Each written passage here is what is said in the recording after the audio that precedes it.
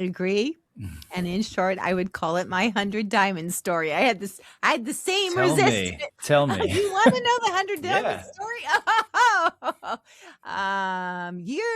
About 20 years ago, listeners know that God opened up my eyes and I could see. And now you have to just go back to kindergarten, ask lots of really good questions and figure out how this all works.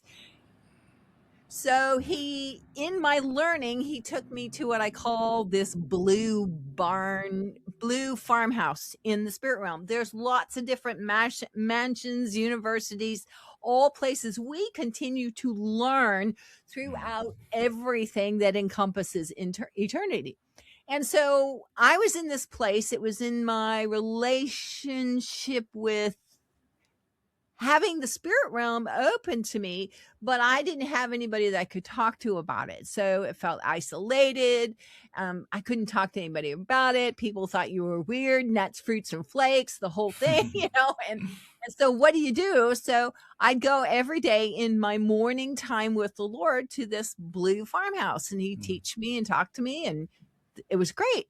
And I was in this place and I was just frustrated. I was so frustrated because everything was prophetic. I had the little monitors pop down, prophetic gifts here. Here's more keys. Here's more doors. Here's more windows. Here's more. And I just, I could see and feel and touch. I go, yep, there it is. Yeah, there it is. Oh, there's more angels. Oh, this is great. And I'm not being sarcastic here, but I got to this point with the Lord and I came down from the upstairs room in the spirit that day. And one of the cool things about the spirit, and you can explain it, I'm sure, brilliantly scientifically, because a lot of things you can feel or see ahead of time what a response is going to be. Some people might call it a deja vu. And so I already knew what Jesus was going to do before he responded to me that day. And I came down and I was frustrated. So here's that resistance. I'm frustrated, and he goes over to the wall and opens up a wall safe in this farmhouse, right? And he turns around and I already knew what he had in his hand. And it was like a leather jeweler's pouch. And I knew what was in there. And he turned to hand it to me. And I screamed at him. I screamed at him on the earth. I screamed at him in heaven. I screamed at him in his spirit. I screamed at him. And I said, I do not want one more spiritual gift if I can't get it here. Life changed right then and there. How did your life change? Heaven opened up. Heaven and the tangible, the feel part.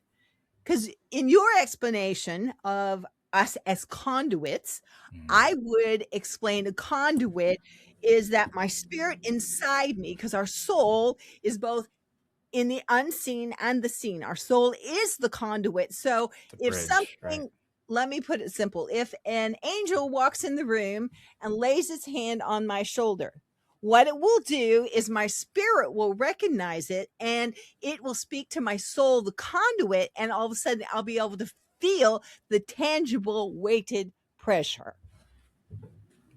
So that was my 100 diamond story. Thank you for sharing that. I love those encounters with God. Oh, it's just like, if I can't get it here, a key does us no good if we don't find the lock in the door that it belongs to. And then once we find the door and the lock that it belongs to, we need to open it and go in and out and figure out how it works. Yeah. Just like you did.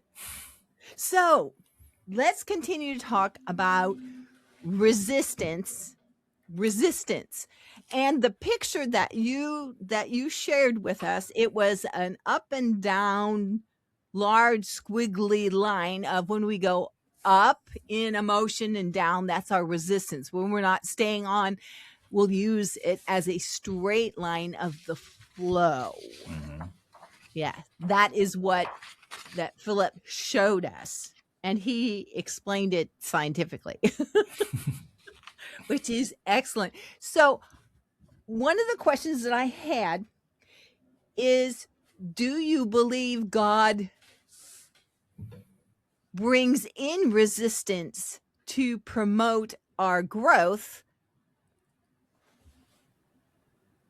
I'm going to leave it there because I was going to say something. I go, no, I'm going to wait. I'm going to let you chew on that a little bit. That's a good, deep question.